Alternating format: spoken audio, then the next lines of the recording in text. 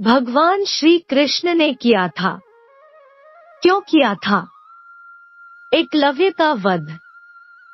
दोस्तों, एकलव्य की कुशलता महाभारत काल में प्रयाग के तटवर्ती प्रदेश में सुदूर तक फैला श्रृंगवेरपुर राज्य एकलव्य के पिता निषादराज हिरण्यधनु का था। उस समय श्रृंगवेरपुर राज्य की शक्ति मगध, हस्तिनापुर, मथुरा, चेदी और चंदेरी आदि बड़े राज्यों के समकक्ष थी। 5 वर्ष की आयु से ही एकलव्य की रुचि अस्त्र शस्त्र में थी। युवा होने पर एकलव्य धनुर्विद्या की उच्च शिक्षा प्राप्त करना चाहता था। उस समय धनुर्विद्या में गुरु द्रोण की ख्याति थी, पर वे केवल विशेष वर्ग को ही शिक्षा देते थे।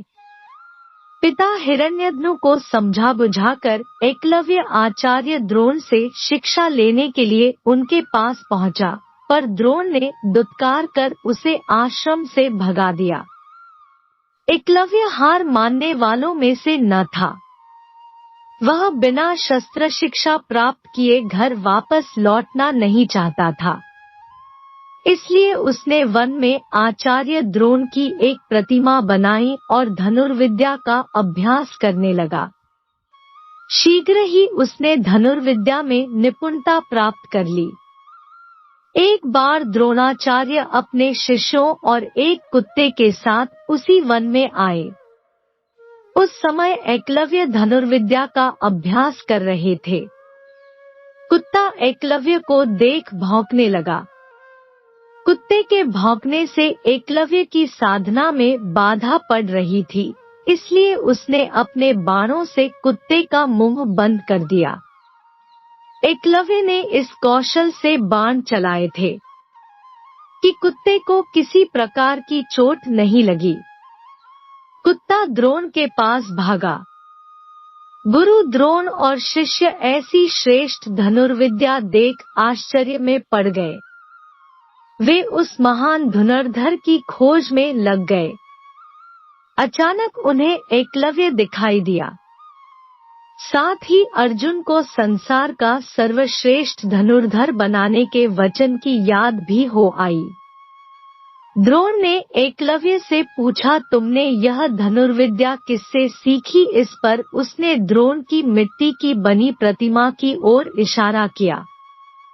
द्रोण ने एकलव्य से गुरु दक्षिणा में एकलव्य के दाएं हाथ का अंगूठा मांग लिया। एकलव्य ने साधनापूर्ण कौशल से बिना अंगूठे के धनुर्विद्या में पूर्ण दक्षता प्राप्त कर ली। पिता की मृत्यु के बाद वह श्रृंगबेर राज्य का शासक बना और अपने राज्य की सीमाओं का विस्तार करने लगा।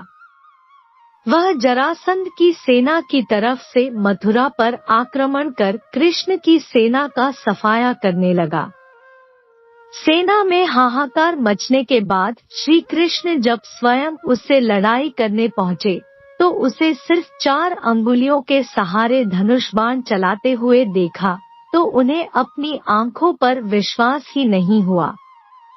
क्योंकि वह मानवों के नरसंहार में लगा हुआ था, इसलिए कृष्ण को एकलव्य का सहार करना पड़ा। एकलव्य अकेले ही सैकड़ों यादव वंशी योद्धाओं को रोकने में सक्षम था। इसी युद्ध में कृष्ण ने छल से एकलव्य का वध किया था। उसका पुत्र केतुमान महाभारत युद्ध में भीम के हाथ से मारा गया था। जब युद्ध के बाद सभी पांडव अपनी वीरता का बखान कर रहे थे, तब कृष्ण ने अपने अर्जुन प्रेम की बात कबूली थी। कृष्ण ने अर्जुन से स्पष्ट कहा था कि तुम्हारे प्रेम में मैंने क्या क्या नहीं किया है।